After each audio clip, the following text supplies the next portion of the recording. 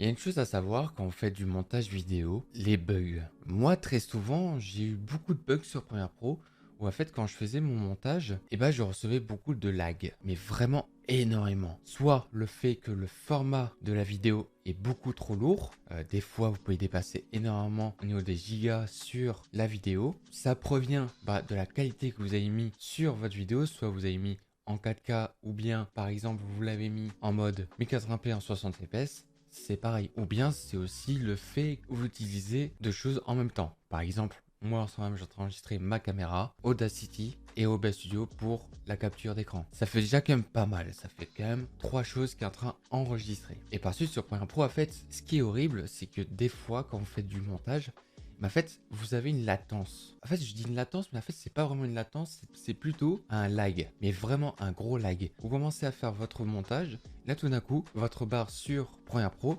s'arrête et votre vidéo s'arrête aussi. Et après, la vidéo va continuer en mode accéléré jusqu'au moment où la barre, il devait être très chiant quand vous faites du montage parce qu'en fait, c'est-à-dire il faut mettre stop, attendre que le freeze s'arrête et par suite reprendre le montage. Ça commence à me démotiver à avoir ce lag là. Et ben écoutez, j'ai la solution pour régler ce fameux problème avec les lags que vous avez sur Premiere Pro. Cette fameuse astuce, je l'ai découvert grâce à la vidéo de Winix, si je dis bien son nom. Et aussi dans la description, je vais vous mettre aussi le lien de la vidéo un petit peu plus complet sur ce fameux tuto que je vous présente parce que quand même c'est grâce à lui que j'ai découvert comment ne plus lag sur Premiere Pro. Alors il faudra juste simplement quelques trucs. Il faudra Premiere Pro dans tous les cas comme d'habitude. Il faut Adobe Media Encoder. Media Encoder, ça permet d'encoder la vidéo en format complètement différent parce qu'en fait on va pas mettre en mode format en 1080p en 60 fps ou bien à la 4K, mais on va la transformer.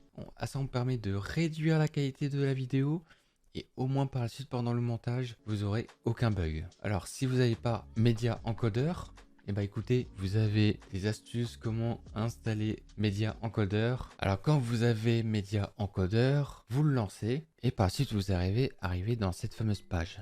Comme ça. Tout d'abord, vous allez faire un truc. Vous allez créer un dossier. Alors, vaut mieux que vous le mettez avec le dossier de votre vidéo quand vous avez fini enregistrer. Moi, je vais sur tournage vidéo. Par exemple, mettre le chat YouTube sur OBS Studio. C'est la vidéo que vous avez déjà vue plus avant. Faites un clic droit dessus et vous faites nouveau et vous mettez un dossier. Et vous allez le renommer encodeur. Quand c'est fait, vous allez sur Media Encoder. Vous allez faire plus, juste ici. Et en fait, on va ajouter la source, c'est-à-dire les vidéos. Alors, je dis les vidéos si vous avez plusieurs vidéos. Par exemple, la caméra, OBS Studio, vous allez chercher votre vidéo ou vos vidéos. Moi, je vais aller sur le bureau, je vais prendre juste cette vidéo-là, en fait, tout simplement. Vous allez faire ouvrir pour éviter de faire à chaque fois plus et rajouter l'autre partie de la vidéo et encore. Et encore et encore, si vous avez plusieurs vidéos, vous pouvez tout de suite sélectionner tous les vidéos que vous avez utilisées, que vous voulez réduire la qualité. Et vous pouvez tout de suite sélectionner tout et après vous l'aurez juste ici. Alors c'est très simple, vous allez cliquer sur QuickTime. Alors je sais plus du tout si vous l'avez aussi QuickTime, mais normalement oui. Vous cliquez dessus et en fait le format de la vidéo normalement c'est H264, voilà. Normalement ça devrait être ça. Alors vous allez mettre votre vidéo en format QuickTime. Préconfiguration, vous mettez le chemin de votre encodeur. Comme je vous ai dit, vous pouvez faire aussi comme ça, faire nouveau dossier et vous tapez encodeur. Vous l'ouvrez et vous faites enregistrer. Vous allez sur vidéo et là, ça devrait être déjà coché comme ça. Vous le décochez et là, faites la largeur. Vous allez la réduire. Et là, vous le mettez à 500. Alors, pourquoi réduire la largeur? Comme vous voyez, quand on réduit la largeur, on voit beaucoup plus de pixels. Si je l'augmente, comme vous voyez, voilà, on voit beaucoup mieux et on voit beaucoup plus net. Ce qu'il faut savoir, c'est que ça permet de réduire la qualité de la vidéo parce que vous êtes sur le format QuickTime. Et le QuickTime, c'est quoi? En fait, le QuickTime, c'est le format d'Apple. Et c'est ça qui est trop bien, c'est que le format Apple, une qualité complètement différente et ça permet de réduire le format de la vidéo pour que vous puissiez pas lag en fait. Ça sera en fonction des vidéos. Si vous avez la 4K, vaut mieux réduire à 400 ou à 300. Mais il faut quand même que ça soit visible et que vous arrivez à bosser sur votre vidéo. Alors moi je dis plutôt soit 400, mais vraiment vaut mieux mettre 500. Mais essayez au moins de voir un petit peu la largeur. ce qu'il vous faut. Mais pour moi, je mets toujours 500 sur la largeur. Et après, l'image, bah, vous laissez, vous faites rendu la profondeur maximale, vous cochez dessus. Et voilà, et après vous touchez, vous faites OK. Et par la suite, vous allez faire pareil pour les autres vidéos si vous avez d'autres vidéos pour les encoder. Quand vous avez fait ça, bah, en fait, c'est très simple. Vous allez cliquer sur le play, vous faites démarrer. Il y aura un petit temps qui va se charger vite fait.